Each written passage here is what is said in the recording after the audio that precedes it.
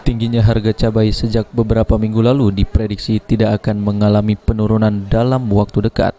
Kepala Dinas Perdagangan Provinsi Sumatera Selatan, Yustianus, menjelaskan jika tingginya harga cabai ini disebabkan karena sebagian besar daerah penghasil cabai belum memasuki musim panen.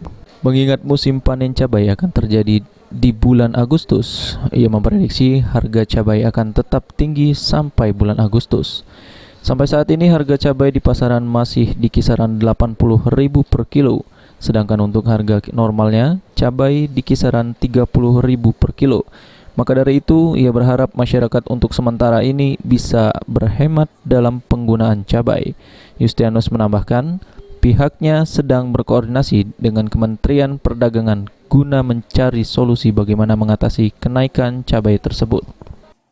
Mungkin kemungkinan kenaikannya terasa cabai ini nggak bisa dipuas. Bulan Juli kayaknya kalau baca dari laporan kawan-kawan dari Kementerian Perdagangan, laporan dari dinas lainnya sampai dengan bulan Agustus baru bisa.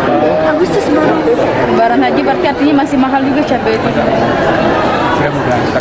Tapi kita masih menunggu upaya dari kementerian atau mungkin kalau terpaksa ke impor kemungkinan kalau itu.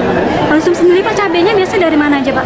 Kalau Sumsel kan dari Jawa, dari sekitar Sumatera ya, dari Sumber juga ada produksi kan. Tapi kebanyakan. Heru Wahyudi, PAL TV.